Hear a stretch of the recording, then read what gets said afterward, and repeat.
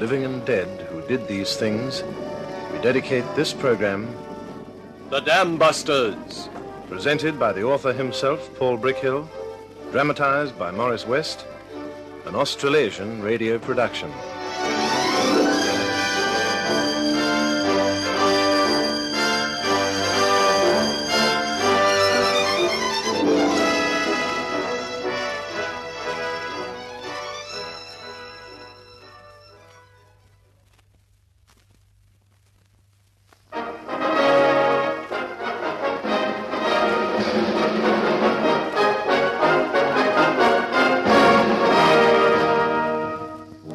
Good evening. This is Paul Brickhill. With a certain grim satisfaction, Barnes Wallace approached his next task: to measure exactly how much high explosive would be required to breach the concrete retaining wall of a dam. He had run into so many blank walls in the previous months that the prospect of blowing onto smithereens gave him boyish pleasure. So, on a grey winter's afternoon, he climbed the Welsh hills to the head of Ryder Lake, where a concrete wall cut off a narrow neck of water from the main body of the lake. On a rope, he lowered the explosive into the water, down against the inner base of the wall. Engineers unrolled the insulated cables from a small drum and connected them to the detonator. Then they stood a few moments together, a grey, wind-blown group, looking down at the choppy water. We're ready to shoot when you are, sir.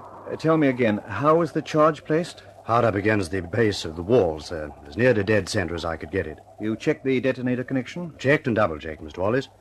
Is the charge on the lake bed or above it? No, about 3 feet above it, sir. There's a ledge of concrete that drops down into the mud. I thought it better to put it there. That's fine, fine. If it were a bomb, you see, it would strike above the ground level. Well, that's all, I think. Ready, everybody. Watch for debris. Fire on the count of 3. 1, 2, 3.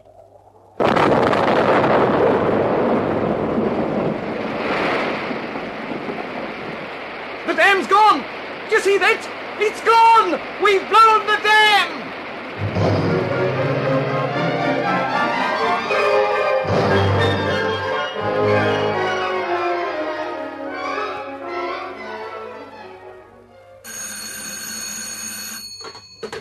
Hello? Yes, this is Mrs. Wallace. Oh, yes, my husband's just come in. I'll get him for you.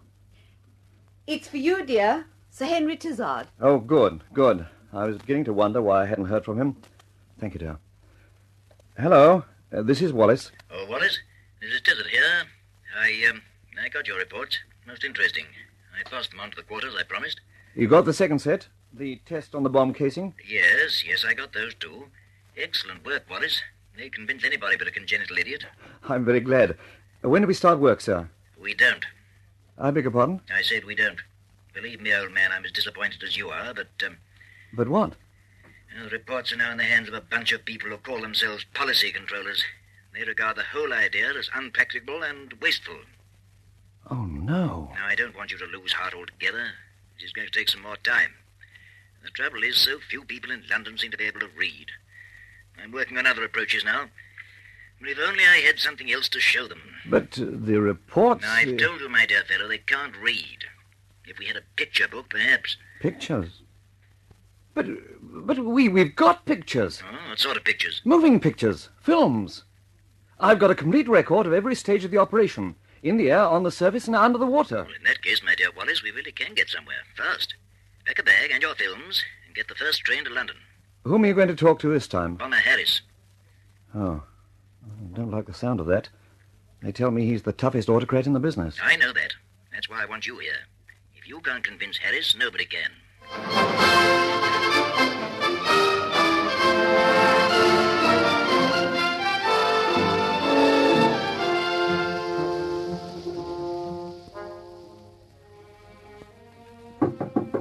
Come in.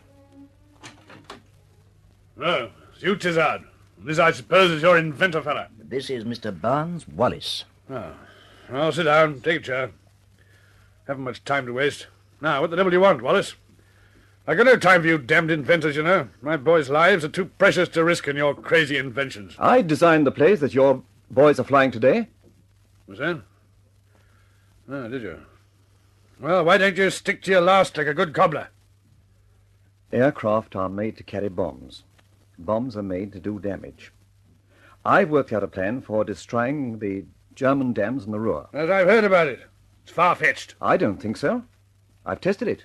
It works. If you think you can walk in here and get a squadron of Lancasters out of me, you've made a mistake. You won't. Now, look here, Sir Arthur. Take it easy, Wallace.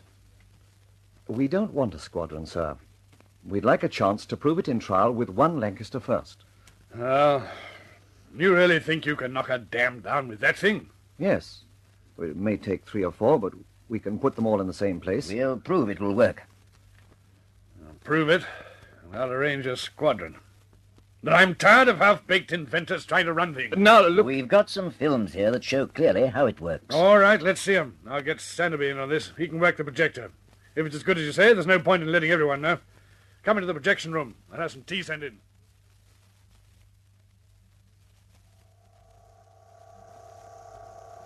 This shot was taken inside a glass tank. You see the model bomb plunging under the water and crawling into position at the base of the wall, which is exactly where we need it, to create the maximum damage by transmitted thrust. And that's all, gentlemen. Switch on the lights. Well, Harris, what do you think? Very interesting. If you want any other demonstrations, I'll be... Nothing more for the moment, thanks. I'll think it over. Good day, Tazard. Good day, Wallace. Thanks for coming.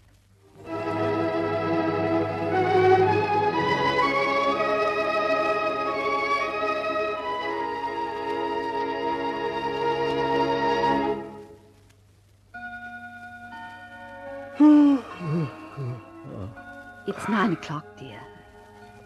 You're tired. Why don't you go to bed early for a change? No, not yet, dear. I'll sit up for a while, I think. You know, I've been wondering... Wondering what, dear? Why it is that men of affairs, men of action, great men, some of them, regard the scientist as a sort of addle-pated idiot who can't even tell the time of day. They don't all think that way, my dear. After all, you told me yourself you had a very satisfactory interview today with Air Marshal Harris. Well, it wasn't unsatisfactory. The saddening part is that it has taken all these months to persuade him to regard me as what I am, a reputable scientist with solid achievement to his credit. Look, my dear, Vickers themselves have made hundreds of thousands of pounds out of me alone. They know that when I present them with a set of figures and drawings, it's solidly reasoned, accurate work.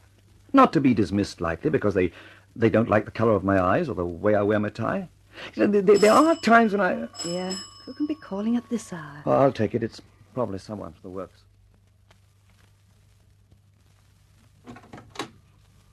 Oh, Sir Charles Craven.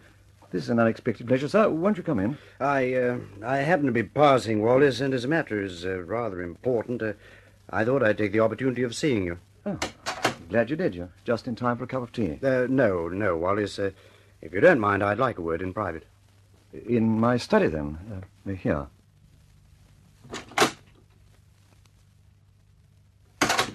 And now, Sir Charles, what can I do for you? This could be awkward for both of us. Awkward? In what way? Well, as you know, Wallace, you are and always have been one of the most important and most valued members of Vickers. I'm glad to hear it. The work which you are doing on aircraft design is of vital importance to this country and to the Empire. I'm aware of that, too. Unfortunately, Wallace, you seem to be diverting a great deal of time and energy to this project of dam construction. All of which is quite within the scope of my contract. Oh, yes, quite. No question of that at all. However, Wallace, it appears that you've been peddling this project with some insistence around the ministries. It's an important project. I've used every effort to have it accepted. Quite so. Unfortunately, Wallace, I have received information from certain friends of mine which indicates that you have been making a nuisance of yourself around the ministries. I have been asked to request you in the politest possible fashion to stop this nonsense and stick to your own job. In that case, Sir Charles, it would appear that I'm not acting in the best interest of the war effort. I feel, therefore, that I should offer you my resignation and and try something else. You mean to say that it's mutiny? That's what it is, Wallace. Mutiny! Mutiny! Do you mind letting yourself out, Sir Charles? I've had a long day. I'm very tired. Good night, Wallace.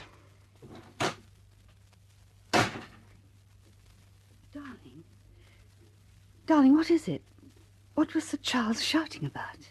I've resigned. Resign?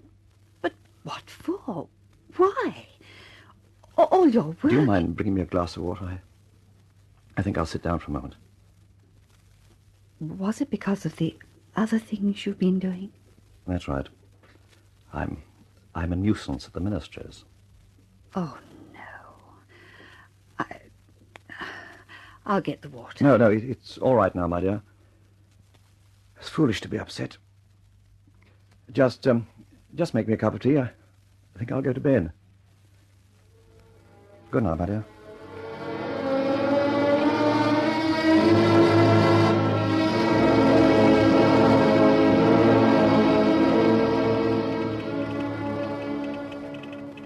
Memorandum from Prime Minister to Chief of Air Staff. I have read with great interest the reports covered by your minute IJX-317 and the conclusions reached by your staff. These conclusions agree substantially with those submitted to me from other quarters. I should like you to attend a meeting at Chequers at 9:30 a.m. on Thursday next for final discussion and decision on this vitally important project. Message ends.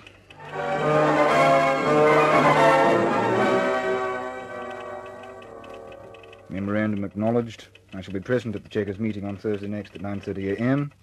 Message ends.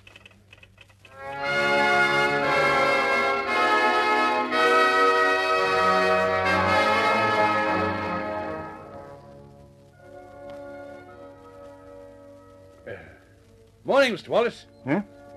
Oh, morning, Bud. Oh, Mr. Wallace. Yes, Bud, what is it? I left a message in your office, Mr. Wallace. Sir Charles Craven would like to see you when you come in. Sir Charles? Oh, yes. Yes, Bert, I'll call in and see him.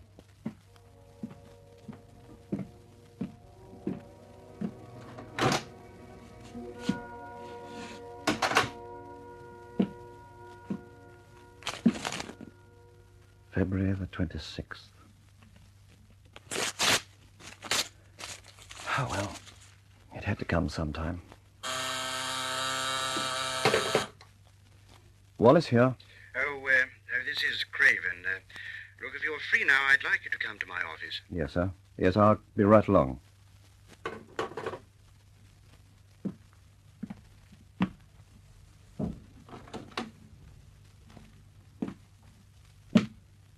Nuisance to the ministry. Nuisance to the ministry. Nuisance to the ministry.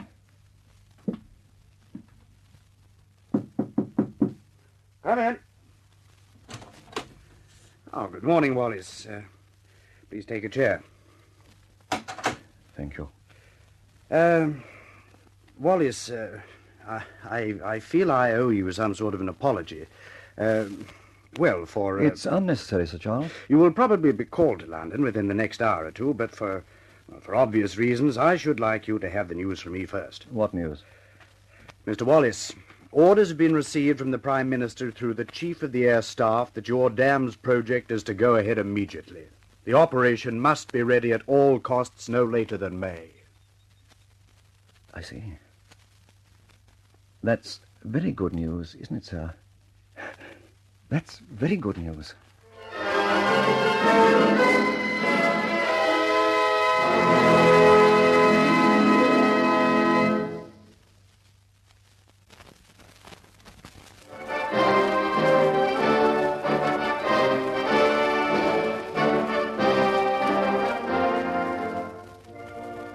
The Dambuster project was approved at last.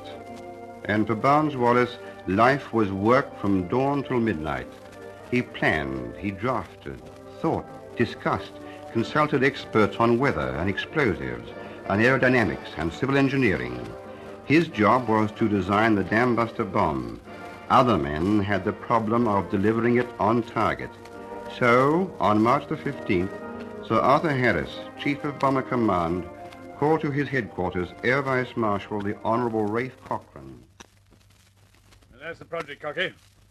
You got to breach the Myrna Dam and a couple of others with the biggest bomb of all time. I know it sounds far-fetched, but I think it has a good chance. Well, sir, I've known Wallace for 25 years. He's a wonderful engineer. I've never known him not to produce the goods. Well, you know how he works. I hope he produces the goods this time. Now, Cocky, I want you to organize a raid. Ask for anything you want, as long as it's reasonable. Well, it's going to need some good air crews. I think I'd better screen one of my squadrons right away and start training them. No, I don't want to do that. I don't want to take a single squadron out of the line if I can help it. They mustn't interfere with our striking force. What I have in mind is a new squadron of experienced people who are just finishing a tour of duty. Some of the keen chaps won't mind doing another trip. You find enough in your group? Yes, sir, I think I can. Have you got any particular man in mind to command it? Yes, I have. Gibson. Guy Gibson. You couldn't find a better man. As a matter of fact, he's going out tonight. It's the last trip of his third tour. Then he's due to leave. Let's hope he gets back safely. What's the target? Stuttgart. It's liable to be a dirty run. In fact, I'm rather worried about it.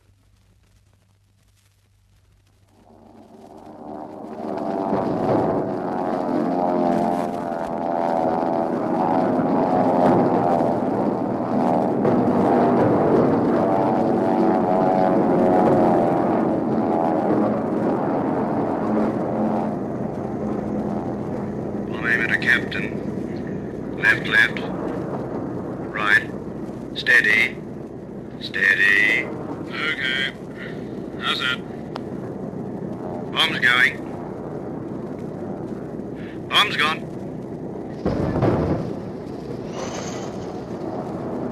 Captain, the crew, port out are gone. I'll take it down. Wait for it.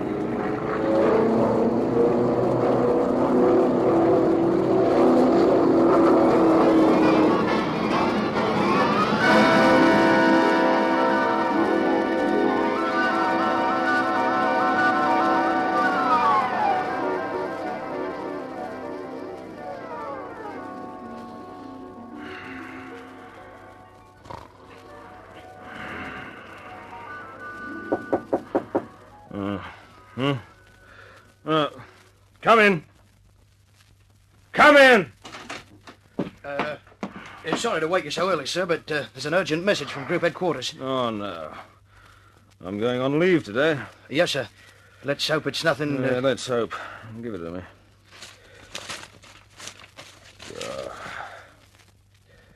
Leave cancelled. Report immediately. Number 5, group headquarters. Duh. Wouldn't it? Yes, sir. Wouldn't it?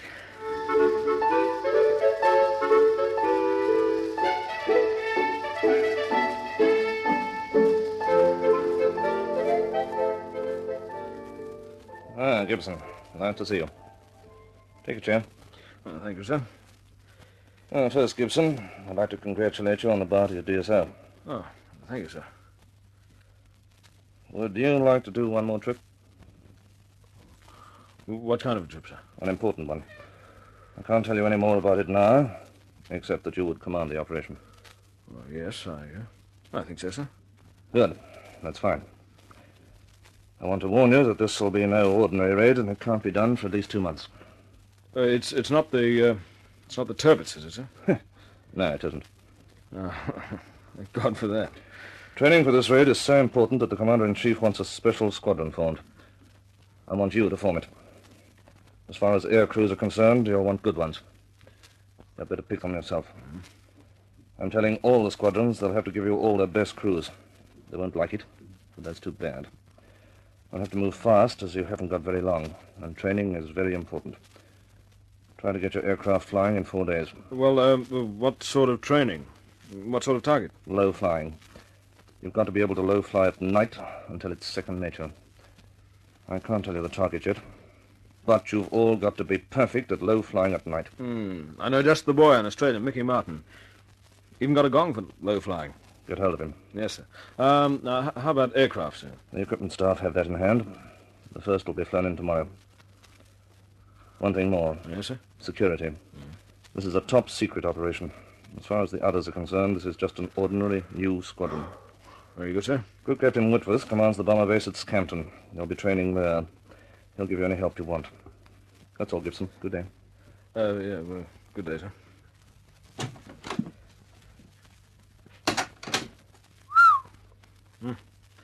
How the hell do you start to organize a squadron?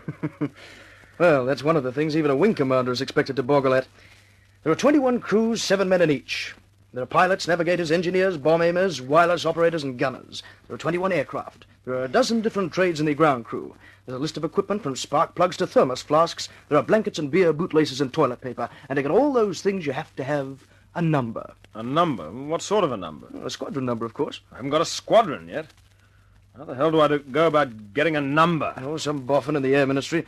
They probably don't work so fast there. Well, what do I do then? You make one up. For the moment, we'll call you Squadron X.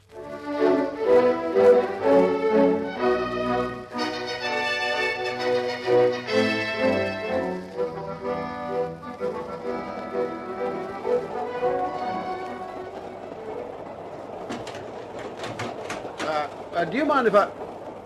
Well, holy smoke, Gibson, Guy Gibson. Mickey Martin! Oh, come in. Come in, boy. Sit down. Hey, I sent out a panic call for you 2 days ago. Yes, I got it. I'm on my way to Scampton now. What gives, Guy? What's all the mystery about? Well, it's a long story, Mickey. Most of it I don't know myself. Something about a new squadron. Oh, something, yes. We haven't even got a number yet. A lot of the boys are waiting for us at Scampton. Oh, nice to be with you, Guy, but why me? Well, it's a low-flying job. I want you for training the boys. Do I come in on the strike? You do. Fine. That's all I wanted to know. Whatever boys have you got? Well, there's Hopgood, Shannon, an Aussie, and Burpee, they're from my own squadron. Dingy Young is senior flight commander, and there's quite a bunch of Aussies. Simpson, Foxley, Jack Lego, and Bob Hay. They're my boys. That's a good show. Yeah, we've got a fine bunch of blokes, but I hate to think of the sorting out we've got to do when we get to Scampton. Yeah. You need a good flight sergeant to do that for you. No, I think I got one. Chiefy Powell. You know him? Sure, he's good.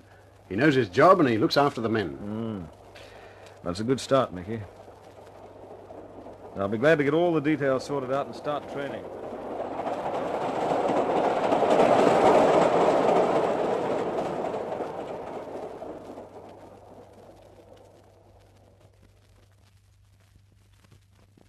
Flight Sergeant Powell reporting, sir. Oh, well, stand easy, Flight. What's the news? Well, sir, all air crews are in and settled in quarters. I'll see them at mess tonight. What about ground staff? Oh, still coming in, sir. I'm sorting them out now. They look pretty good to me, but, what is it? a bit of trouble, sir. What sort of trouble? A bunch of charge sheets. One of the SPs has been putting my men in for scruffy uniforms. Anything in it? Nothing, sir. Boys have had to travel a long way. Some of them need new outfits anyway. To hell with the charges. We can't start a squadron that way. Well, that fixes that. Now, tell the equipment officer that I want all my men refitted tomorrow morning. Well, I've already done that, sir, but he says the squadron hasn't got a number and he hasn't got any authority. Oh, does he? Ah. Give me that phone.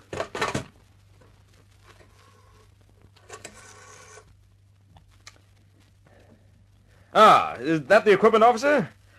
Listen, this is Gibson. And what's this I hear about no refit for my men? I don't give a tinker's damn whether they've got a number or not. That's not your business, that's mine. I want every one of those men completely refitted before parade tomorrow morning. To hell with the papers. I'll sign them when I'm ready. That's that. All right, take over, Flight. I'll see the men on parade tomorrow morning. Yes, sir. And, sir. Yes? I think I'm going to like this squadron, sir.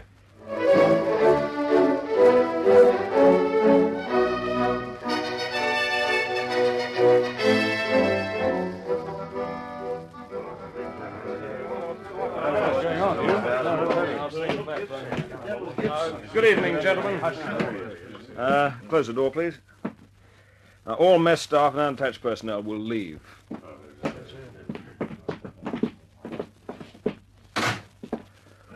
Right. Now, I know you're all wondering why you're here.